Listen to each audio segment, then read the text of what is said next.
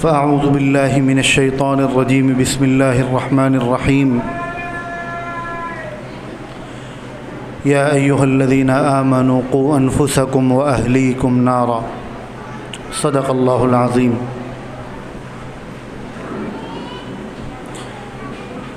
میری محترم ماؤں بہنوں،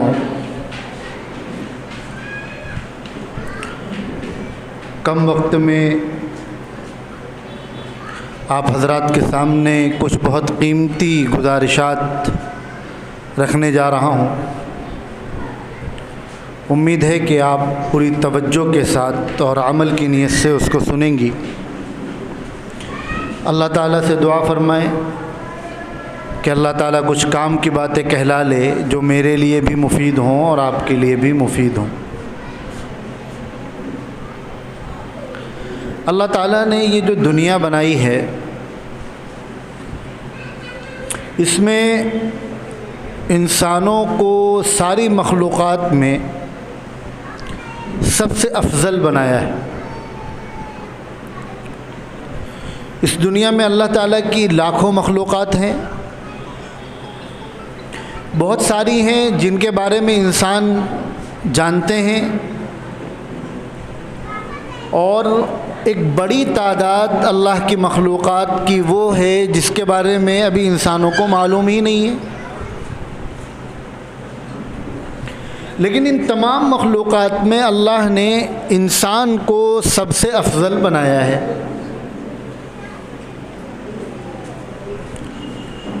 انسان مرد بھی ہیں عورت بھی ہیں، دو جنسیں ہیں انسانوں میں، نر اور مادہ، مرد اور عورت۔ نبی کریم صلی اللہ علیہ وسلم کی آمد سے پہلے عورت کے تعلق سے جو مائنڈ سیٹ، جو سوچ لوگوں کی بنی ہوئی تھی، وہ یہ تھی کہ عورت کا اپنا کوئی مستقل وجود نہیں ہے۔ یوں سمجھے کہ مرد اصل یہی ہیں، جس طرح جانوروں کو اللہ نے بنایا ہے انسانوں کی خدمت کے لیے۔ آدمی جانوروں سے ہل چلاتا ہے، کھیتی باڑی کرتا ہے، دودھ دوہتا ہے، اون لیتا ہے،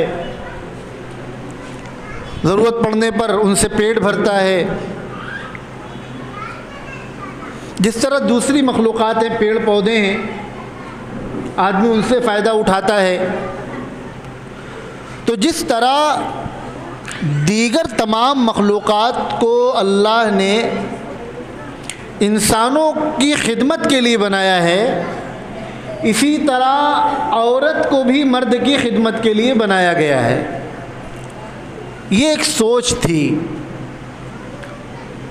عورت کے اپنے کوئی حقوق نہیں تھے، ان کو اپنی رائے رکھنے کا، اپنا مشورہ دینے کا اختیار نہیں تھا، کوئی بات منوانے کا اختیار نہیں تھا، پڑھنے لکھنے کا انہیں اختیار نہیں تھا، تعلیم حاصل کرنے کا اختیار نہیں تھا۔ غرض یوں سمجھ لیں کہ انسان ہونے کی حیثیت سے ایک انسان کے جو حقوق ہیں، نبی کریم صلی اللہ علیہ وسلم کے آنے سے پہلے مرد حضرات عورتوں کو اس حقوق سے بالکل انہوں نے الگ تھلگ کر رکھا تھا۔ حتیٰ کہ صورتحال یہ تھی کہ وراثت میں عورت کو حصہ نہیں دیا جاتا تھا، تعلیم میں اس کا کوئی حصہ نہیں تھا، اور یہ پوزیشن آ گئی تھی کہ اگر کسی کے گھر میں بچی پیدا ہو جاتی تمہارے شرم کے، یعنی عورت کو اتنا معیوب سمجھا جاتا تھا کہ مارے شرم کے باپ اپنی بیٹی کو زندہ دفنا دیا کرتا تھا. آپ نے بہت مرتبہ سنا ہوگا کہ عرب کے لوگ بیٹیوں کو زندہ دفنایا کرتے تھے، لیکن اس کا جو بیک گراؤنڈ تھا، کیوں ایسا کرتے تھے، کیا ماحول تھا، کیا کلچر تھا، اس پر اگر غور کریں تو آپ کو سمجھ میں آئے گا کہ ایک عورت کی، وہ چاہے بڑی عمر کی ہو چاہے چھوٹی عمر کی ہو، بچی ہو، لڑکی ہو، عورت ہو، بوڑھی اماں ہو، ان کی معاشرے میں کوئی حیثیت نہیں تھی، بلکہ عورت کو اس زمانے میں جو اپنے آپ کو ذرا باعزت سمجھتا تھا، وہ عورت کو اپنے اوپر دھبا سمجھتا تھا. لیکن جب اللہ کے نبی صلی اللہ علیہ وسلم تشریف لائے تو اسلام نے عورت اور مرد دونوں کے حقوق بتلائے. ایک طرف نبی کریم صلی اللہ علیہ وسلم کے آنے سے پہلے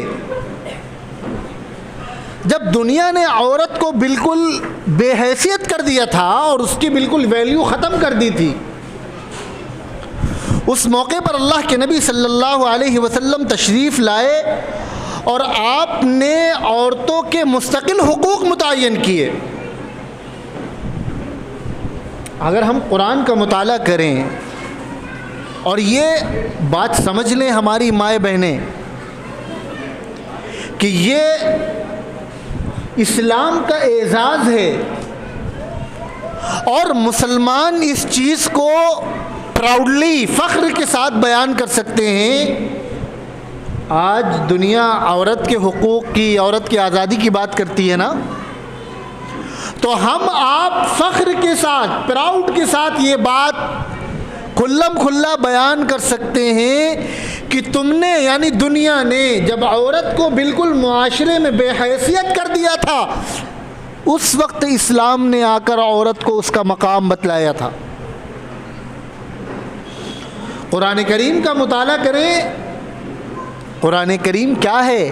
قرآن یہ اللہ کی آخری کتاب ہے، اسلام کی، مسلمانوں کی بنیاد ہے، پہچان ہے، جڑ ہے. اور قرآن کریم میں جب اللہ تبارک و تعالی انسانوں کے حقوق بیان کر رہے ہیں تو مردوں اور عورتوں کے حقوق برابر بیان کر رہے ہیں، اس میں کوئی فرق نہیں ہے.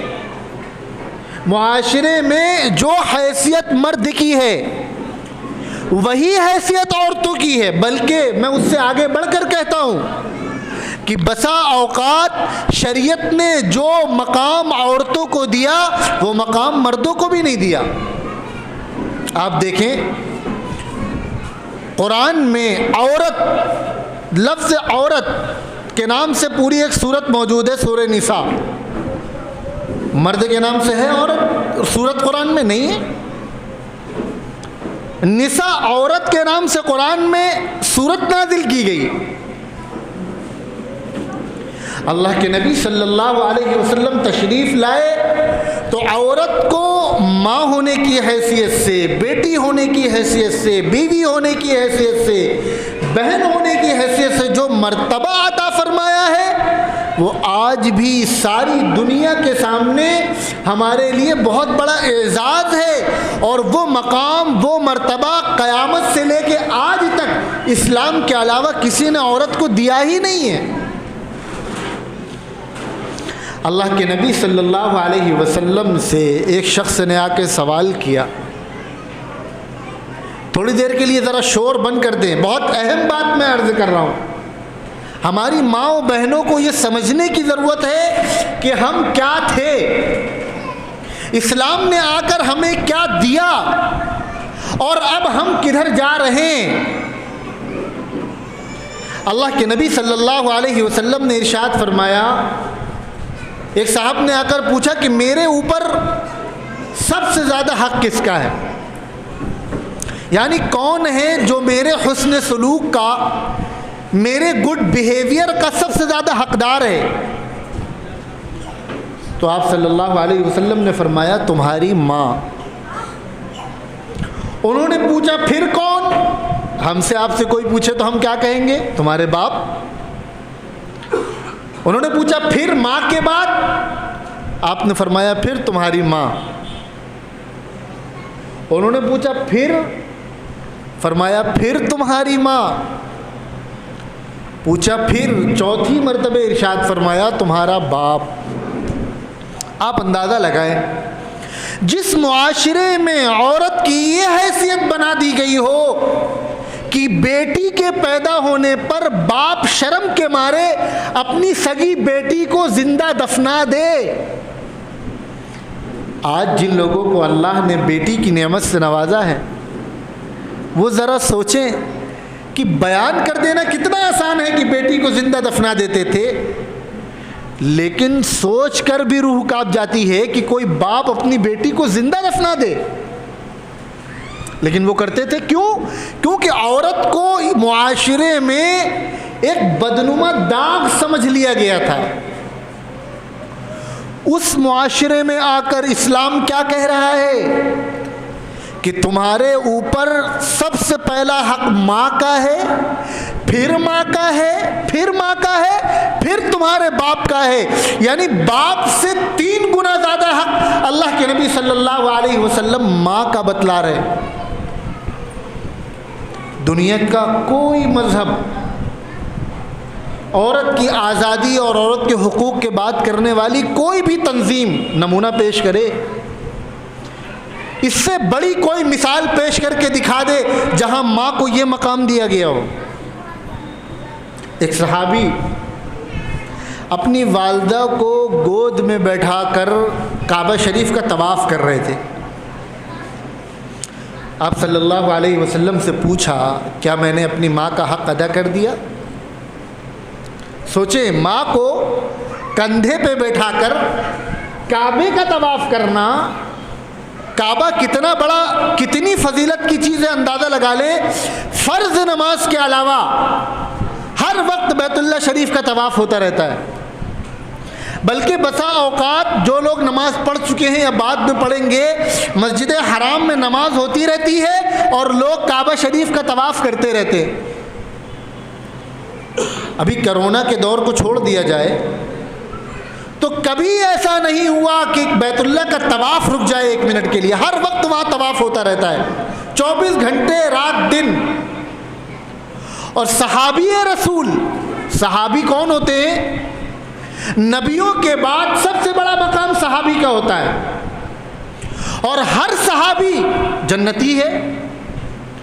صحابی اپنی ماں کو گود میں بیٹھا کر بیت اللہ کا طواف کر رہے ہیں اور رسول اللہ صلی اللہ علیہ وسلم سے پوچھتے ہیں کہ کیا میں نے اپنی ماں کا حق ادا کر دیا؟ جواب سنیے، لائے دنیا مثال پیش کرے کہ یہ مقام کسی نے ماں کو دیا ہو۔ رسول اللہ صلی اللہ علیہ وسلم فرماتے ہیں کہ تم نے ایک سانس کا بھی حق ادا نہیں کیا، ایک سانس کا بھی حق ادا نہیں کیا۔ آج وہ جو اپنے والدین کے لیے اولڈ ایج ہاؤس بناتے ہوں اور وہاں ان کو بڑھاپے میں اکیلے چھوڑ دیتے ہوں، وہ ہم سے عورتوں کے حقوق کی بات کرتے ہیں، شرم نہیں آتی ان کو؟ اور وہ تو کرتے ہیں، افسوس ہمارے اوپر ہے کہ ہم ان کے پیچھے چلے جاتے ہیں۔ شریعت نے بیوی ہونے کی حیثیت سے عورت کو کیا مقام دیا؟ اللہ کے نبی صلی اللہ علیہ وسلم ارشاد فرما رہے ہیں کہ تم میں سے سب سے بہتر وہ ہے جو اپنے گھر والوں کے لیے اچھا ہو، بہتر ہو، اور میں اپنے گھر والوں کے لیے سب سے اچھا ہوں۔ تم میں سب سے بہترین مرد وہ ہے جو اپنی بیوی کے معاملے میں اچھا ہو۔ اللہ کے نبی صلی اللہ علیہ وسلم نے ارشاد فرمایا کہ میاں بیوی جب ایک دوسرے کو مسکرا کر دیکھتے ہیں تو اللہ ان دونوں کو مسکرا کر دیکھتے ہیں۔ لائے دنیا مثال پیش کرے بیوی ہونے کی حیثیت سے کسی نے عورت کو یہ مقام دیا ہو۔ آج وہ لوگ جن کے یہاں ہر 2 سال میں ڈیورس ہوتا ہو، جن کے یہاں شادیوں سے پہلے بچے پیدا ہو رہے ہوں، جن کے اپنے گھریلو معاملات کی یہ حیثیت ہو کہ ذرا ذرا سی بات میں بیوی شوہر کے خلاف اور شوہر بیوی کے خلاف عدالت میں پہنچ جائیں، کورٹ میں پہنچ جائیں، وہ ہم کو عورتوں کے حقوق کی بات بتلاتے ہیں، وہ ہم سے عورت کے حقوق کی بات کرتے ہیں۔ آؤ ہم تمہیں دکھائیں ہمارا مذہب عورت کو کیا حق دیتا ہے۔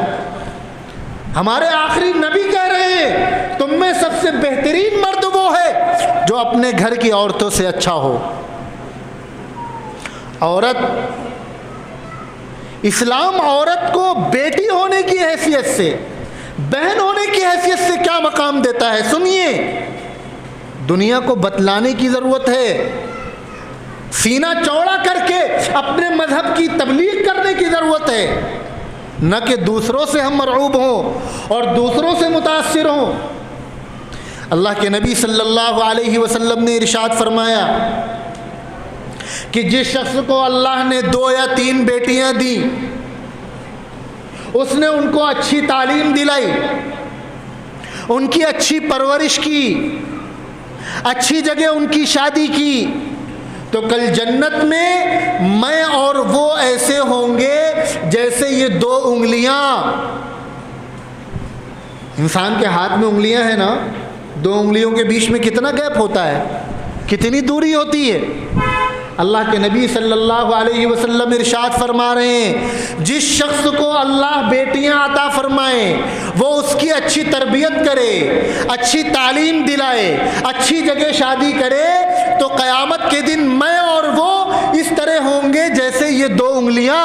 اور ایک موقع پر اللہ کے نبی نے فرمایا جس نے اپنی بیٹیوں کی اچھی تربیت کی اور اچھی جگہ ان کی شادی کی، تو یہ بیٹیاں کل قیامت کے دن اس کے لیے جہنم کی آگ سے نجات کا ذریعہ بنیں گی۔ وہ دنیا، وہ معاشرہ جہاں بیٹیوں کو اپنے ماتھے پہ کلنگ سمجھا جاتا ہو، جہاں بیٹیوں کے پیدائش پر باپ مارے شرمندگی کے انہیں زندہ دفن کر دیتا ہو اور پوری دنیا خاموش ہو، کسی کے پاس ہمت نہ ہو بات کرنے کی، اس موقع پر اسلام آ کر یہ کہہ رہا ہے کہ یہ بیٹیاں کل قیامت کے دن تمہیں جنت جہنم کی آگ سے نجات کا ذریعہ بنیں گی۔ لائے دنیا مثال پیش کرے، کسی مذہب نے، کسی تنظیم نے، کسی قوم نے عورت کو یہ مقام دیا ہو، ماں کی حیثیت سے، بہن کی حیثیت سے۔ ایک موقع پر اللہ کے نبی صلی اللہ علیہ وسلم تشریف فرما ہیں، کون؟ کائنات کے سردار ہیں، جن کے صدقے میں یہ کائنات بنی ہے، جن کے صدقے میں لاکھوں کروڑوں لوگ کی بخشش ہوگی، جو نبیوں کے سردار ہیں، معصوموں کے سردار ہیں۔ آپ تشریف فرمائے ہیں، ایک خاتون آتی کہتی ہے میں آپ کی بہن ہوں۔ آپ نے پوچھا کیسے؟ انہوں نے کہا آپ نے دائی حلیمہ کا دودھ پیا ہے، میں نے بھی ان کا دودھ پیا ہے، میں آپ کی رضائی بہن ہوں۔ دیکھیں اسلام بہنوں کو کیا مقام دے رہا ہے۔ اللہ کے نبی صلی اللہ علیہ وسلم، پتہ چلا اچھا یہ میری بہن ہے، آپ کھڑے ہو گئے۔ اپنی اس وقت تک وہ ایمان نہیں لائی تھی، یہ بھی سمجھ لیجئے، لیکن بہن ہونے کی حیثیت سے اسلام ایک عورت کو یہ مقام دے رہا ہے کہ ہمارے آخری نبی حضرت محمد صلی اللہ علیہ وسلم اپنی بہن کے اعزاز میں کھڑے ہو رہے ہیں اور اپنی چادر پر ان کو بٹھا رہے ہیں۔ اسلام نے عورت کو عزت دی، تعلیم کا حق دیا، خالی حق نہیں دیا، اسلام نے عورتوں بچیوں کے لیے تعلیم کو کمپلسری کیا، لازمی قرار دیا۔ آج اسلام پر اسلام دشمن طاقتیں جو اعتراضات کرتی ہیں، جو سوالات اٹھاتی ہیں، ان میں ایک بڑا سوال یہ ہوتا ہے کہ اسلام بچیوں کو, عورتوں کو تعلیم سے روکتا ہے. میں آپ کو بتلاؤں, ابھی میں نے آپ کو حدیث بتلائی نا کہ اللہ کے نبی صلی اللہ علیہ وسلم نے فرمایا کہ جو شخص اپنی بیٹیوں کی اچھی تربیت کرے, اچھی تعلیم دے. اسلام تمہارے یہاں کوئی نظام پیش کرو, تمہارا مذہب یہ کہتا ہو, ہمارا مذہب کہتا ہے کہ تم بچیوں کو اچھی تعلیم دلاؤ گے تو کل قیامت میں یہ بچیاں تمہارے لیے جہنم کی آنکھ سے نجات کا ذریعہ بنیں گی. کوئی مذہب اس طرح اپنے ماننے والوں کو ترغیب دیتا ہو, تاکید کرتا ہو, کوئی مثال پیش کرے. اللہ کے نبی صلی اللہ علیہ وسلم کے زمانے میں جس طرح مرد حضرات آ کر آپ سے دین سیکھا کرتے تھے, اس طرح پردے میں رہ کر عورتیں باقاعدہ آ کر آپ سے دین سیکھا کرتی تھیں. ام المؤمنین حضرت عائشہ صدیقہ رضی اللہ عنہا, اللہ کے نبی صلی اللہ علیہ وسلم کی سب سے چہیتی بیوی, ہم سب کی ماں, سیدنا حضرت ابو بکر صدیق کی بیٹی. آپ کو معلوم ہے وہ اتنی بڑی عالمہ تھیں کہ صحابہ کرام میں محدثین اور فقہاء صحابہ کی جو ٹاپ کیٹیگری ہے, ایک تو صحابی, ہر صحابی اپنی جگہ پہ آفتاب و مہتاب, بڑے بڑے علماء, بڑے بڑے اولیاء اللہ, بڑے سے بڑا محدث ہو, فقیہ ہو, مفسر ہو, وہ ایک صحابی, ادنا سے ادنا صحابی کے پیروں کی دھول نہیں. اور ان صحابہ میں جو ٹاپ کے 5-7 صحابہ تھے علماء میں, ان میں ایک حضرت عائشہ تھی. اور خالی عورتیں نہیں, ذرا تصور کیجئے عرب کا وہ معاشرہ جہاں عورت کو یہ اس طرح بے حیثیت کر دیا گیا ہو, اس معاشرے میں صرف 23 سال کے عرصے میں, صرف 23 سال کی محنت میں رسول اللہ صلی اللہ علیہ وسلم جو انقلاب برپا کیا, حضرت عائشہ صدیقہ رضی اللہ عنہ پردے میں بیٹھی ہیں اور سینکڑوں کی تعداد میں صحابہ کرام پردے کے پیچھے بیٹھ کر ان سے دین سیکھ رہے ہیں, ان سے علم حاصل کر رہے ہیں. عورت انہیں دین سکھا رہی ہے, عورت استاد ہے اور وہ شاگرد ہیں. دنیا مثال پیش کرے, کسی نے عورت کو یہ مقام دیا ہو؟ اسلام نے عورت کو یہ مقام دیا. عورت کا کیا مقام تھا اور اب کیا ہو رہا ہے؟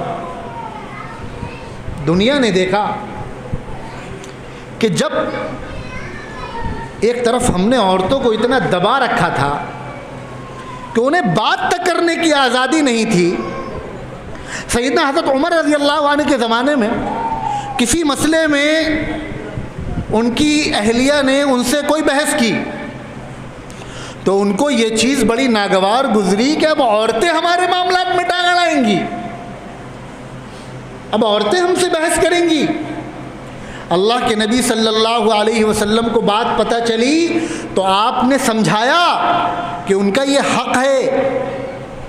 جب دنیا نے دیکھا, اسلام دشمن طاقتوں نے دیکھا کہ ہم نے عورتوں کو اتنا دبا رکھا تھا, ان کو حقوق نہیں دیے تھے, ان کو معاشرے میں بے حیثیت کر دیا تھا, اور اسلام نے آ کر آج عورت کو ہمارے برابر کھڑا کر دیا, وہ عورت جو ہمارے پیروں کی دھول تھی آج وہ ہمارے برابر آ کر کھڑی ہو گئی.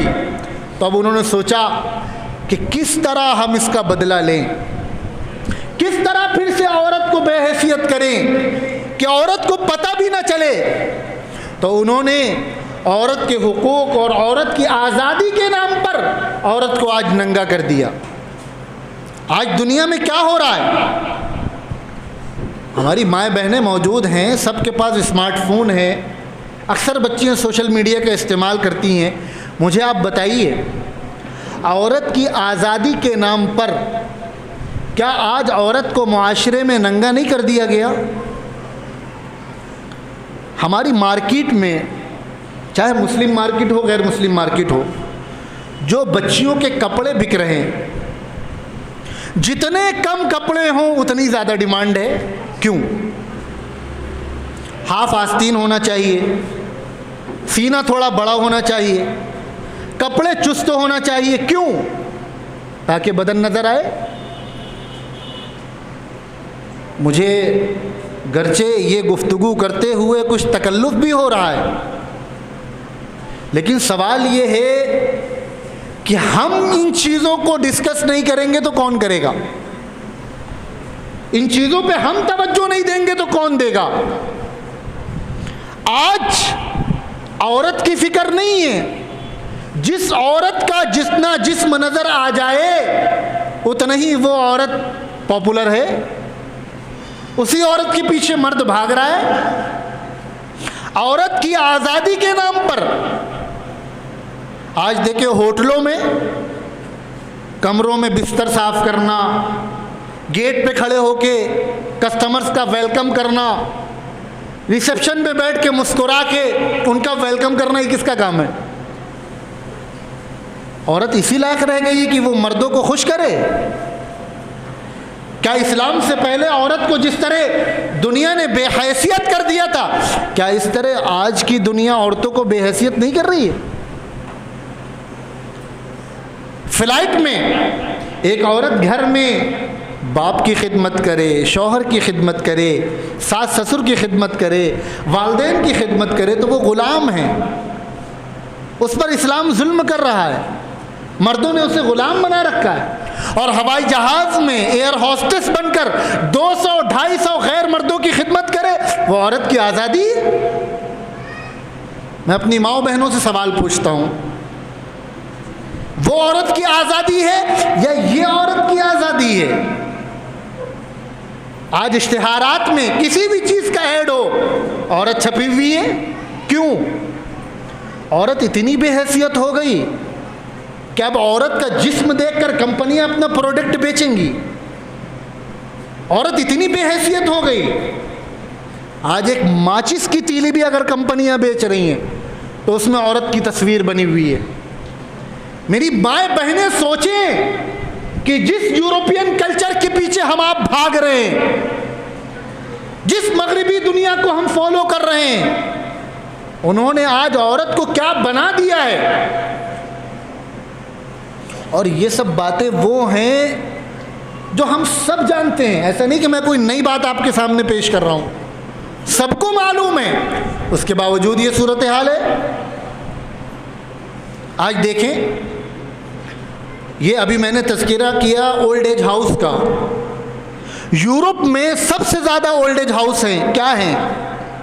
ماں باپ بوڑھے ہو گئے، اب آپ کا کام ختم، آپ نے اپنی زندگی انجوائے کر لی، اب آپ جائیے بڑھاپا کی زندگی الگ گزاریے، ہمیں آزاد رہنے دیجیے، ہم اپنے بیوی بچوں کے ساتھ مست ہیں. کل کو یہ بوڑھے ہو گئے، ان کے بچوں نے انہیں اولڈ ہاؤس بھیج دیا. اور اس کے مقابلے میں اسلام جو یہ کہے کہ ماں کے قدموں کے نیچے جنت ہے اور باپ جنت کا دروازہ ہے، جو مذہب اپنے ماننے والوں کو یہ تعلیم دے کہ ماں کے قدموں کے نیچے جنت ہے، ماں کا حق تمہارے اوپر باپ سے 3 گنا زیادہ ہے، اس مذہب کے ماننے والے کبھی اپنے والدین کے ساتھ ایسا کریں گے؟ ہماری مائیں بہنیں بیٹھی ہیں، میں ان سے سوال کر رہا ہوں کہ آپ کو آپ کی نظر میں اسلام آپ کا زیادہ محافظ ہے، اسلام نے آپ کو زیادہ حقوق دیے ہیں، یا ان لوگوں نے جن کے پیچھے آپ بھاگ رہی ہیں؟ عجیب و غریب صورتحال ہے. جن ممالک کو، جس معاشرے کو ہم آئیڈیل سمجھتے ہیں نا، جن کی ہم مثالیں دیتے ہیں اور جن کے ایکٹر ایکٹریس ان کو دیکھ کر ہم سمجھتے ہیں کہ یہ بڑی ترقی یافتہ قومیں ہیں، ان کی صورتحال یہ ہے کہ ایک عورت جب تک اس کے چہرے پر خوبصورتی ہے، جب تک اس کا جسم ٹھیک ٹھاک ہے، تب تک تو اس کو پوچھنے والے لوگ ہیں. ورنہ ایسی ایسی عورتیں ہیں جو اپنی جوانی میں جب تک ان کے پاس صحت تھی تو ان کے کانسرٹ میں 1-1 لاکھ 2-2 لاکھ کا مجمع ہوتا تھا، اور جب وہ بوڑھی ہو گئی تو فلیٹ میں اکیلے مردہ پائی گئی ہیں، کوئی ان کو پوچھنے والا نہیں تھا آخری وقت میں. جس معاشرے کے پیچھے ہم آپ بھاگ رہے ہیں وہ صرف اندھیرا ہی اندھیرا ہے، ادھر صرف تاریکی ہی تاریکی ہے.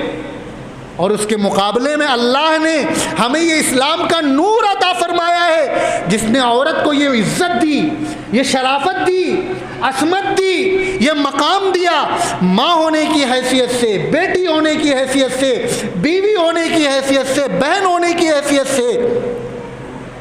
تو یہ بات تو کم سے کم یقین کے ساتھ ہمارے دلوں میں بیٹھ جانا چاہیے کہ ہماری ترقی میں اگر کوئی چیز ہمارا سپورٹ کر سکتی ہے، ہمیں ترقی دلا سکتی ہے، ہمیں معاشرے میں عزت دلا سکتی ہے، ہمارا حق دلا سکتی ہے، تو وہ ہمارا مذہب، مذہب اسلام ہے اور اسلام کی تعلیمات ہیں۔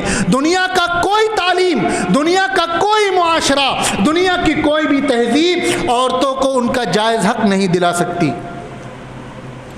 جب یہ بات ہم کو سمجھ میں آ جاتی ہے تو اب یہ سمجھنے کی ضرورت ہے کہ جس مذہب نے ہمیں یہ عزت دی، ہمیں یہ مقام دیا، ہمیں یہ منصب دیا، اس مذہب نے ہمارے اوپر کچھ ذمہ داریاں بھی عائد کی۔ بھائی کوئی عہدہ ملتا ہے، کوئی منصب ملتا ہے تو ساتھ میں ذمہ داریاں بھی ملتی ہیں نا۔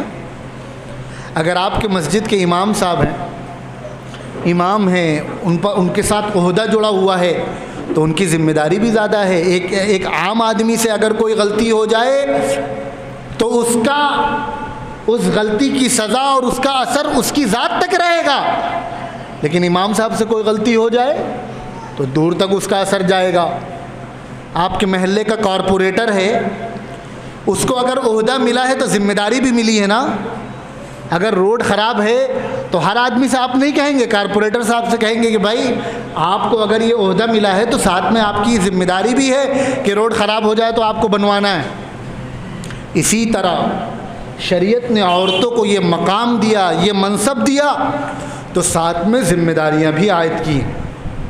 اور ایک بات سمجھ لیں ہماری مائیں بہنیں، آپ کی ذمہ داریاں مردوں سے زیادہ ہیں۔ عام طور پر مرد حضرات یہ سمجھتے ہیں کہ ہم بڑے ہیں، ہماری ذمہ داری زیادہ ہے، ہم کو حقوق زیادہ دیے گئے ہیں، ہم چونکہ باہر رہ رہے ہیں ہماری چلے گی۔ تو یہ بات سمجھ لیجئے، چونکہ اللہ تعالیٰ نے دنیا چلانے کے لیے مرد اور عورت دونوں کا ایک سسٹم بنایا ہے۔ کچھ ذمہ داریاں عورتوں کے اوپر ڈالی ہیں، کچھ ذمہ داریاں مردوں کے اوپر ڈالی ہیں۔ جو کام مردوں کے ذمے سپرد کیا، مردوں کا جسم، مردوں کی سوچ، مردوں کی فکر بھی اسی طرح بنائی، اور جو کام عورتوں کے سپرد کیا، ان کا جسم، ان کی سوچ، ان کا ذوق بھی اسی طرح بنایا۔ لیکن یہ سمجھنا کہ مرد ذرا اوپر ہیں، عورتیں ذرا نیچے ہیں، یہ اسلامی سوچ نہیں ہے۔ مرد اور عورت یہ ایک گاڑی کے دو پہیے ہیں۔ گاڑی کا ایک پہیہ اگر چھوٹا ہو اور ایک بڑا ہو تو گاڑی سیدھی چلے گی؟ سیدھی گاڑی چلنے کے لیے دونوں پہیے برابر ہونا ضروری ہے۔ تو اگر مردوں کے ذہنوں میں یہ بات بیٹھی ہوئی ہے کہ ہمارا مقام عورتوں سے زیادہ ہے تو اس کو اپنے دماغ سے نکال دیں۔ بحیثیت انسان مرد اور عورت دونوں برابر ہیں، ہاں ذمہ داریاں الگ الگ ہیں۔ ذمہ داریوں کے چونکہ مرد کو اللہ تعالیٰ نے باہر کی ذمہ داری دی ہے، ہر طرح کے حالات سے اس کا واسطہ پڑنا ہے، اچھا برا اسے دیکھنا ہے، اسے تجربہ زیادہ ہوگا، وہ کما کر لائے گا، وہ جسمانی مشقت اٹھائے گا، اس کو دنیا کی سمجھ زیادہ ہوگی۔ اس لیے کہا گیا الرجال قوامون، مردوں کی رائے کو فوقیت ہے، مردوں کا مشورہ زیادہ مانا جائے گا۔ لیکن اس کا مطلب یہ نہیں ہے کہ مرد حاکم بن جائیں، عورتوں کو اپنا غلام بنا لیں۔ مشورہ دینے کا حق عورتوں کو بھی ہے، معاملات میں ان کو بھی اپنے ساتھ شامل کرنا چاہیے، ان سے مشورہ لینا چاہیے، لیکن پھر عورتوں کو بھی یہ سوچنا چاہیے کہ ہمارا کام صرف مشورہ دینا ہے۔ مرد باہر رہ رہا ہے، وہ باہر کی دنیا سے زیادہ واقف ہے، وہ زیادہ تجربہ رکھتا ہے، تو ڈیسیزن اس کو مرد کا ہونا چاہیے، مشورہ ہمارا بھی ہو۔ اللہ کے نبی صلی اللہ علیہ وسلم نے ارشاد فرمایا ایک موقع پر کہ عورت یہ اپنے خاوند کے گھر کی ذمہ دار ہے۔ اللہ نے عورت کا مزاج ایسا بنایا ہے، ذوق ایسا بنایا ہے کہ گھر بنانا، گھر کو سجانا، گھر کو سنوارنا، گھر کی آرائش، یہ عورت کے مزاج میں ہوتا ہے، عورت کو شوق ہوتا ہے ان چیزوں کا۔ اور اسی طرح اللہ تعالیٰ نے عورت کا مزاج بنایا ہے بچوں کی پرورش، بچوں کی دیکھ ریکھ۔ بچہ جب پیدا ہوتا ہے، بچے کی تربیت کی ذمہ داری مرد اور عورت دونوں پر ہے، لیکن جو تربیت کا سب سے پہلا دور ہوتا ہے، ماں کے پیٹ سے وہ شروع ہوتا ہے، ان میں سب سے پہلی ذمہ داری عورت کی ہوتی ہے۔ ایک خالی کیسٹ ہوتی ہے، اس میں آپ جو ریکارڈ کر دیں گے وہ ہمیشہ کے لیے ریکارڈ ہو جائے گا۔ جس وقت بچہ پیدا ہوتا ہے اس کا ذہن یہ خالی کیسٹ ہوتا ہے، ماؤں کی ذمہ داری ہے کہ اس خالی کیسٹ میں آپ جو بھر دیں گی وہی ریکارڈ ہو جائے گا اور پوری زندگی وہی اس کے ذہن میں رہے گا۔ عام طور پہ ہم یہ سمجھتے ہیں کہ چھوٹا بچہ ہے، وہ کیا دیکھ رہا ہے، اس کو کیا سمجھ میں آ رہا ہے، نہیں۔ اچھا مجھے ایک بات بتائیے، چھوٹا سا بچہ ہے، اس کو کچھ سمجھ میں نہیں آ رہا ہے، 6 مہینے کا ہوا، 1 سال کا ہوا، وہ کیسے پانی مانگنے لگتا ہے، وہ کیسے کھانا مانگنے لگتا ہے، تھوڑا اور بڑا ہوا تو وہ اماں ابا کیسے نکلتا ہے اس کے منہ سے۔ جب اس کا ذہن کام نہیں کر رہا ہے تو یہ چیزیں اس کو کس نے سکھائیں؟ اس کا مطلب یہ ہے کہ اس کا ذہن پہلے دن سے کام کر رہا ہے، وہ ہر چیز کو ریکارڈ کر رہا ہے۔ اللہ نے ایک ترتیب بنائی ہے کہ کب اس کو بولنا ہے، کب اس کو اس کا اظہار کرنا ہے۔ ابھی بچہ ماں کے پیٹ میں ہے، مائیں نماز پڑھ رہی ہیں، بچے کے دل میں نماز کی عظمت پیدا ہو رہی، مائیں قرآن پڑھ رہی ہیں، بچے کے دل میں قرآن سے محبت پیدا ہو رہی، مائیں نیک کام کر رہی ہیں، صدقہ خیرات کر رہی ہیں، بچوں کے دل میں، بچہ ابھی پیٹ میں ہے لیکن اس کا وہی مزاج بنے گا۔ اور وہی مائیں سیریل دیکھ رہی ہیں، فحش ڈرامے دیکھ رہی ہیں، گانے سن رہی ہیں، فلمیں دیکھ رہی ہیں، پھر ہم اس بچے سے توقع کریں کہ وہ بچہ بڑا ہو کے نمازی بنے، بے وقوفی ہے کہ نہیں ہے؟ پہلے دن سے جب ہم نے اس کے ذہن میں میوزک خالی کیسٹ میں بھر دی تو بڑے ہو کر وہ میوزک سنے گا یا قرآن سنے گا؟ ہاں، اگر کوئی اتنا بے غیرت ہے کہ وہ اپنے بیٹے کو میوزیشین ہی بنانا چاہتا ہے، جس کو اسلام سے کوئی واسطہ نہیں، اسلامی تعلیمات کی اس کے دل میں کوئی اہمیت نہیں، اس کی بات الگ ہے، وہ جانے، اللہ میاں جانے۔ ہم تو ان لوگوں کی بات کر رہے ہیں جن کے دل میں دین کی محبت ہے، جو اپنے بچوں کو دیندار بنانا چاہتے ہیں۔ بچہ ابھی پیٹ میں ہے، مائیں فلموں میں، ڈراموں میں نامحرم مردوں کو دیکھ رہی ہیں، بچی پیٹ میں ہے، بڑے ہو کر ہم اس سے توقع کریں کہ وہ غیر مردوں سے نہ ملے، ان سے بات چیت نہ کرے، غیر مردوں سے فرینڈشپ نہ کرے، دوستی نہ کرے، کیا یہ ممکن ہے؟ خالی کیسٹ میں آپ جو بھریں گی وہی اس میں ریکارڈ ہوگا۔ اس بات کو ذہنوں میں بٹھا لیں۔ اگر بچی کے ذہن میں یہ چیز پیوست ہو گئی تو آپ اس کی کتنی اچھی تربیت کر لیں، کتنا بھی اس کو دیندار ماحول دے دیں، جو چیز پہلے دن سے اس کے ذہن میں بیٹھ گئی وہ نکلے گی نہیں۔ اس لیے ماؤں کی سب سے پہلی ذمہ داری ہے، اللہ نے آپ پر انسانوں کی پرورش کی ذمہ داری رکھی ہے۔ معاشرہ آپ سے وجود پاتا ہے، پوری سوسائٹی کو بنانا اور بگاڑنا آپ کے ہاتھ میں۔ اگر آج کوئی عالم دین ہے تو اس کے پیچھے بھی اس کی ماں کی محنت ہے، کوئی اگر بہت بڑے عہدے پر ہے تو اس کے پیچھے اس کی ماں کی محنت ہے۔ اگر آج اس کرسی پر ہم بیٹھ کر آپ سے بات کر رہے ہیں تو ہمارے پیچھے ہماری ماں کی محنت ہے۔ کوئی بھی مرد ہو جو اپنے آپ کو بڑا طاقتور سمجھتا ہو، وہ یہ جان لے کہ تم کو پیدا کرنے میں، تم کو بنانے میں ایک عورت کا کردار ہے۔ وہ چاہے تو تمہیں بنا دے اور وہ چاہے تو تمہیں بگاڑ دے۔ اس حوالے سے سب سے بڑی ذمہ داری اللہ نے عورتوں پر رکھی ہے۔ وہ چاہیں تو سماج کو اچھا بنا دیں، بھائی یہی بچہ تو کل بڑے ہو کر سماج کا حصہ بنے گا، اور وہ چاہیں تو سماج کو بگاڑ دیں۔ اب ہمیں آپ کو یہ طے کرنا ہے کہ ہمیں اچھا سماج چاہیے، اچھا معاشرہ چاہیے، یا بگڑا ہوا سماج چاہیے اور بگڑا ہوا معاشرہ چاہیے۔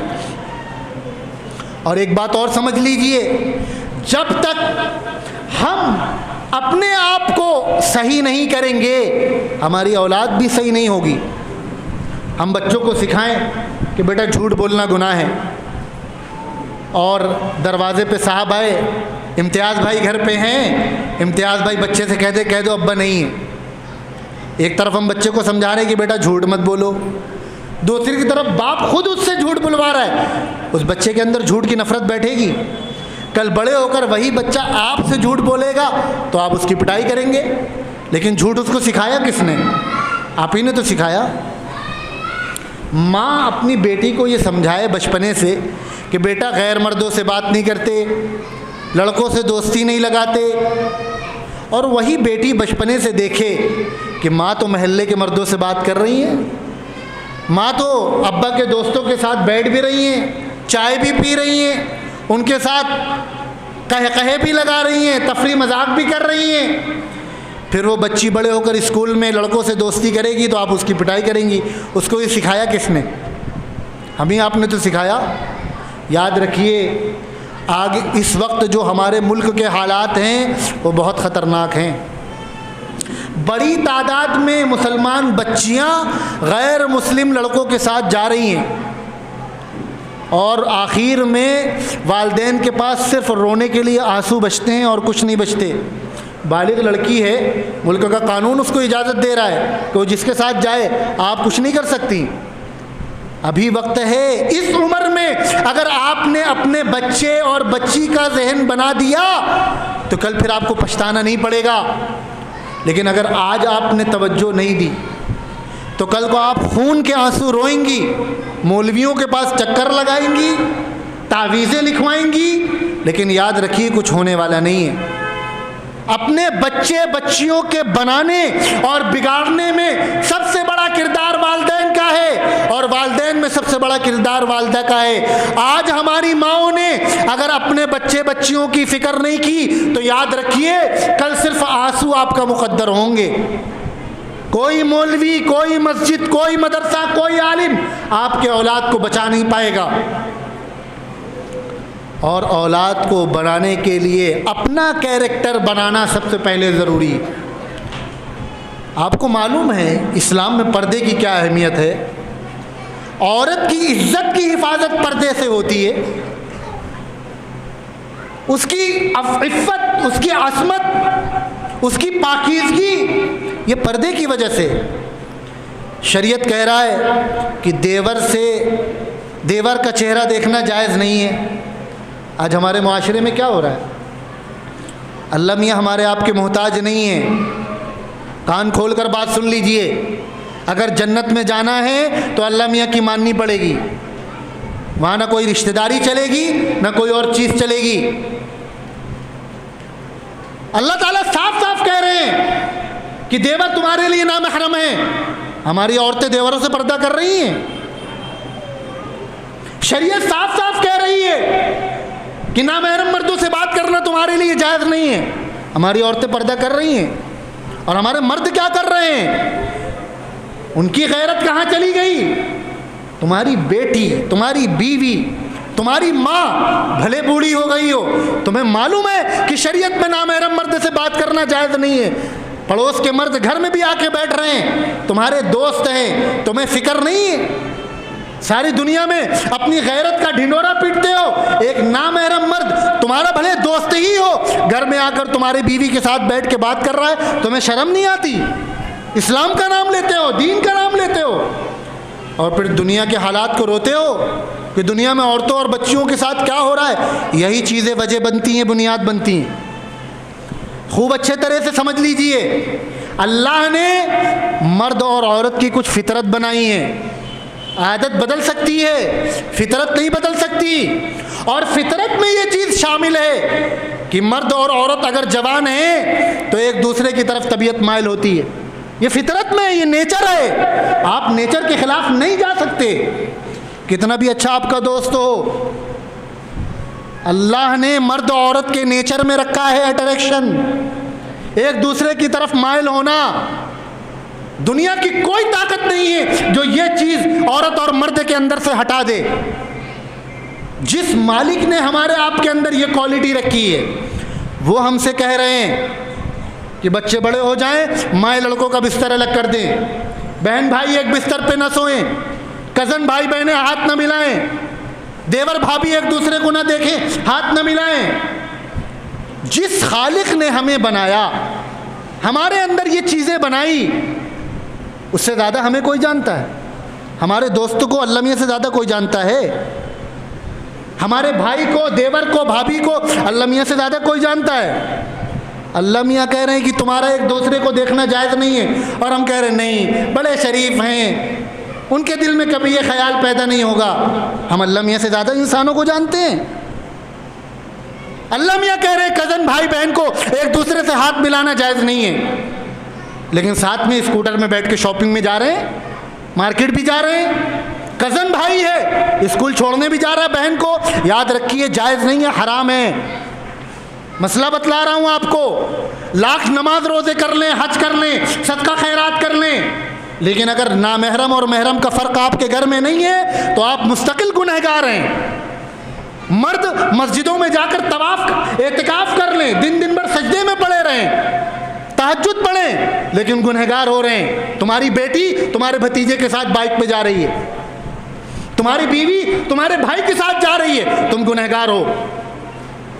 حج جیسا مقدس عمل، سفر حج، اس سے زیادہ مبارک کوئی سفر ہوگا؟ اس میں بھی کہا گیا کہ نامحرم کے ساتھ جانے کی اجازت نہیں ہے۔ بات کچھ سمجھ میں آ رہی ہے؟ ہم مسلمان ہیں، اللہ میاں کا کلمہ پڑھا ہے، ہمارا یقین ہے کہ ایک دن مر کے جانا ہے اور جنت جہنم کا فیصلہ ہونا ہے۔ اگر جنت میں جانا چاہتے ہیں تو پردے کا اہتمام کرنا پڑے گا، اور پردہ وہ جو اللہ میاں بتلا رہے ہیں، ہمارا آپ کا پردہ نہیں کہ بس خالی کالے کلر کا ایک سوٹ سلوا لیا اور وہ بدن پہ ڈال لیا اور پردہ ہو گیا۔ پردہ اپنے گھر سے شروع ہوگا، پردہ بھائی بہن سے شروع ہوگا۔ دنیا میں صرف ایک رشتہ ہے میاں بیوی کا جس کے بیچ میں کوئی پردہ نہیں، باقی ہر رشتے میں پردہ ہے۔ ماں بیٹے کے اندر پردہ ہے، بھائی بہن کے اندر پردہ ہے، اور کزن بھائی تو بہت دور کی بات ہو گئی۔ یاد رکھیے، کزن بھائی کا چہرہ دیکھنا جائز نہیں، بھائی کو بہن کا چہرہ دیکھنا جائز نہیں، دیور کو بھابھی کا چہرہ جائز نہیں، بھابھی کو دیور کا چہرہ دیکھنا جائز نہیں، خالو کا چہرہ دیکھنا جائز نہیں، خالو کے لیے بھانجی کا چہرہ دیکھنا جائز نہیں، پھپھا کو دیکھنا جائز نہیں، پھپھا کے لیے بھتیجی کا چہرہ دیکھنا جائز نہیں۔ ہاں، چچا ہے، یہ اپنی بھتیجی کو دیکھ سکتا ہے، ماموں ہیں، یہ اپنی بھانجی کو دیکھ سکتا ہے۔ صرف یہ رشتے ہیں جو محرم کہلاتے ہیں، اور اس کی بھی ایک لمٹ ہے، اس سے زیادہ نہیں دیکھ سکتا۔ تو آج سے اس پروگرام کے حوالے سے یہ نیت کر کے جائیں کہ انشاءاللہ مکمل پردہ کریں گے کہ نہیں کریں گے۔ اور اگر چاہتی ہیں کہ آنے والے وقت، ابھی میں آپ کو آج کا واقعہ بتلا رہا ہوں، فتح پور ضلع میں ابھی میرے پاس یہاں آنے سے 1 گھنٹہ پہلے فون آیا کہ 18 سال کی بچی ہے، ایک غیر مسلم لڑکے کے ساتھ بھاگ گئی، اس کو پکڑ کے لایا گیا، پولیس میں کمپلین کر رہی ہے کہ میں اس کے ساتھ زندگی گزارنا چاہتا ہوں، مجھے اپنے والدین سے خطرہ ہے، مجھے پولیس پروٹیکشن دیا جائے۔ وہ والدین جنہوں نے اس بچی کو پالا پوسا، 18 سال جن کی آغوش میں وہ پلی بڑی ہے، سوچی ان کے دل پہ کیا گزر رہی ہوگی۔ یاد رکھیے، یہ نوبت کل ہمارے گھروں میں بھی آ سکتی ہے۔ اپنے بچیوں کی فکر کیجیے، بچی موبائل چلا رہے ہیں، ان کے موبائل پہ نگاہ رکھیے، کس سے بات کر رہے ہیں، کس سے دوستی کر رہے ہیں، واٹس ایپ پہ کون سے گروپ میں ایڈ ہیں۔ رات کو موبائل ان سے لے لیجئے، رات میں بچوں کے پاس موبائل رہنے کا کوئی تکی نہیں ہے۔ خاص طور پر بچیوں کے حوالے سے عرض کر رہا ہوں، والدین، خاص طور پر والدہ، نوٹ کریں اس کو۔ ہم سمجھتے ہیں کہ بیٹیاں ہماری بہت شریف ہیں، صرف بیٹا ہی بگڑ رہا ہے۔ آج بیٹیاں بیٹوں سے زیادہ آزاد ہو رہی ہیں، اور بیٹیوں کا مزاج بیٹوں سے زیادہ خراب ہو رہا ہے۔ جائزہ لیجیے اپنے گھروں کا، ان کے موبائل چیک کیجئے، ان کے فرینڈ سرکل کا جائزہ لیجئے، اسکول میں کن کن. وہ دور گیا جب صرف لڑکوں سے دوستی کو منع کیا جاتا تھا. اب یہ دیکھیے آپ کی بیٹی کی سہیلیاں کون کون ہیں، کن لڑکیوں سے اس کی دوستی ہے، کہیں کسی غلط لڑکی سے تو اس کی دوستی نہیں ہے. ان چیزوں پر نگاہ رکھیے. اگر آپ نے آج اس کی فکر نہیں کی، کل اللہ نہ کرے ملک کے جو حالات ہیں آپ کو خون کے آنسو رونا پڑے گا، اور پھر کوئی آپ کے پاس کوئی آپشن نہیں ہوگا، پھر کوئی کچھ کر نہیں پائے گا. گھروں سے ٹی وی کو ہٹائیے، بہت مشکل کام ہے، بہت مشکل کام. لیکن اگر اپنے بچوں کی بھلائی چاہتے ہیں، اگر اپنی اولاد سے محبت کرتے ہیں تو یہ قدم اٹھانا پڑے گا. آپ کے گھر میں ٹی وی ہو، ٹی وی میں سیریل چل رہی ہو، سیریل میں نیم برہنہ عورتیں آئیں جن کا دوپٹہ بھی نہ ہو، آستین بھی آدھی ہو، کمر بھی نظر آ رہی ہو، اور باپ بیٹی ساتھ میں بیٹھ کر سیریل دیکھ رہے ہوں، اس بیٹی کے اندر غیرت پیدا ہوگی، اس بیٹی کے اندر شرم حیا پیدا ہوگی. پھر کل کو وہ لڑکوں سے دوستی کرے گی تو اس کا ذمہ دار کون ہوگا؟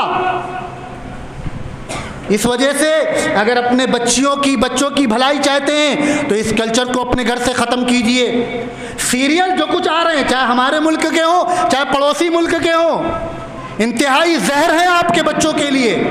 اور سب سے بڑی پرابلم کیا آ رہی ہے، ہمارے بچے جو سیریل میں دیکھتے ہیں انہیں لگتا ہے یہی اصل زندگی ہے، یہی پریکٹیکل زندگی ہے، جبکہ زندگی کی حقیقت کچھ اور ہے. وہ فلموں کو دیکھ کر، سیریل کو دیکھ کر اسے پریکٹیکل زندگی سمجھتے ہیں. ٹک ٹاک پہ، واٹس ایپ پہ، فیس بک پہ، یوٹیوب پہ جو شارٹ کلپس آتی ہیں، ریلز وغیرہ، وہ آپ کے لیے، آپ کے بچوں کے لیے زہر ہیں. میرے پاس فیس بک ہے، میں استعمال کرتا ہوں، کبھی کبھی تو سر میں درد ہو جاتا ہے. میرے لسٹ میں کوئی ایسا ایڈ بھی نہیں ہے، کچھ بھی نہیں ہے، پھر بھی گندی گندی ریلز آ رہی ہیں. کہاں سے آ رہی ہیں، کون بھیج رہا ہے، کچھ نہیں پتا، کوئی موبائل محفوظ نہیں ہے. اب تو یہ عالم ہو گئی ہے کہ آپ کو گناہ کرنے کے لیے کچھ کرنے کی ضرورت نہیں ہے. آپ اگر کسی عالم کا بیان سننے کے لیے بھی یوٹیوب کھولیں تو 2 منٹ کا ایڈ آئے گا، اور ایڈ میں وہی نیم برہنہ عورتیں. اتنا نیک کام آپ کرنے جا رہے ہیں، اس سے پہلے آپ نامحرم کو دیکھیں پھر بیان سنیں. یہ حالت ہو گئی ہے. تو جتنا بچ سکتے ہیں اتنا بچیں.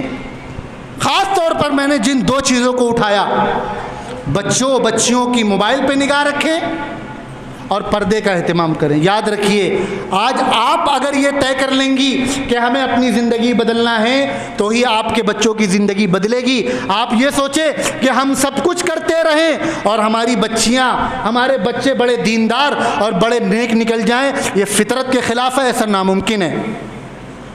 اس حوالے سے، خواتین کے حوالے سے پورے شہر میں پروگرام منعقد کیے جا رہے ہیں. ضرورت اس بات کی ہے کہ ہر مہینے عورتوں کے پروگرام ہوں، اور یہاں جو مرد حضرات بیٹھے ہیں ان کی ذمہ داری ہے. صرف یہ مولانا مقصود صاحب کی، حافظ ولی الدین صاحب کی ذمہ داری نہیں ہے.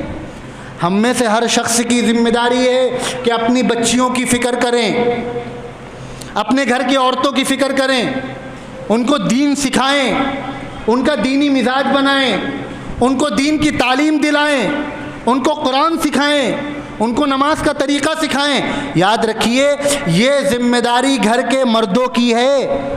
اگر آپ نے اپنی بچیوں کو، اپنی بیوی کو، اپنی بہن کو دین نہیں سکھایا تو قیامت میں آپ سے پوچھو گی. ان کو تو اللہ نے کہا ہے پردے میں رہو، گھر میں رہو. آپ کی ذمہ داری ہے پردے کے اندر ان کے لیے تعلیم کا انتظام کیجیے. اگر نہیں کیا تو آج اس پروگرام سے نیت کر کے اٹھیے، انشاءاللہ ہم اپنے بچیوں کے لیے تعلیم کا انتظام کریں گے، اور ذمہ داری سمجھ کے کریں گے. ہماری ذمہ داری ہے، اور اپنے آپ کو بدلنے کی کوشش کریں گے. جب تک خود کو نہیں بدلیں گے تب تک پھر امت میں بدلاؤ نہیں آ سکتا. ہمارا سب سے بڑا المیہ یہ ہے کہ ہم پوری امت کی تو فکر کرتے ہیں، اپنے گھر کی فکر نہیں کرتے. دنیا میں کیا ہو رہا ہے، مودی جی یہ کر رہے ہیں، یوگی جی یہ کر رہے ہیں. کسی یوگی جی نے ہمیں روکا ہے برقع پہننے سے؟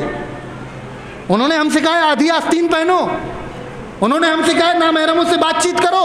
یہ تو ہم خود کر رہے ہیں، اپنے پیروں پہ کلاڑی ہم مار رہے ہیں. تو جب ہم خود اپنے پیروں پہ کلاڑی مار رہے ہوں تو ہم دوسروں کو کیوں الزام دیں؟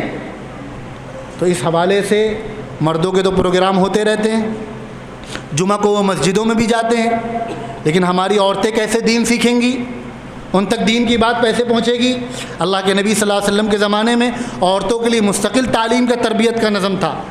تو میں گزارش کروں گا ان علماء کرام سے بھی اور آپ سے بھی، کلی بازار میں بچیوں کے لیے باقاعدہ دینی تعلیم کا نظم ہونا چاہیے، ہر گھر میں ہونا چاہیے، اور ہر مہینے اس طرح کے دینی اجتماع، چاہے آپ کسی جگہ کریں، دینی اجتماعات ہونا چاہیے جس میں خواتین تک دین کی کچھ باتیں پہنچ سکیں تاکہ ان کا دینی ذہن بنے۔ اور ماں بہنوں کی یہ ذمہ داری ہے کہ وہ اپنے گھر میں اپنے والدین سے، اپنے شوہر سے، اپنے بھائی سے ضد کریں کہ ہمارے لیے پروگرام کرواؤ، ہمیں دین سننا ہے، مولانا صاحب کو بلاؤ، یہ آپ کی ذمہ داری ہے۔ اللہ تعالیٰ اس پروگرام کو منعقد کرنے والوں کو قبول فرمائے، جو باتیں کہی گئیں اللہ اس پر ہم سب کو عمل کرنے کی توفیق عطا فرمائے۔ بس یہ بات سمجھ لیں کہ دنیا جس سمت آپ کو لے جانا چاہتی ہے، کل بھی ادھر اندھیرا تھا، آج بھی ادھر اندھیرا ہے، اگر روشنی کہیں ملے گی تو وہ مذہب اسلام اور اسلامی تعلیمات ہیں۔ اگر ترقی چاہتی ہیں تو اسلامی تعلیمات کو اپنانا پڑے گا، اور اسلام نے ہمارے اوپر جو ذمہ داریاں ڈالی ہیں ان ذمہ داریوں کو ادا کرنا پڑے گا۔ ان ذمہ داریوں کا احساس ہمارے دل میں پیدا ہو گیا تو ہماری بگڑی بن جائے گی، ہماری دنیا بھی سنور جائے گی، ہماری آخرت بھی سنور جائے گی۔ اللہ تعالیٰ عمل کی توفیق عطا فرمائے۔ وآخر دعوانا ان الحمد للہ رب العالمین۔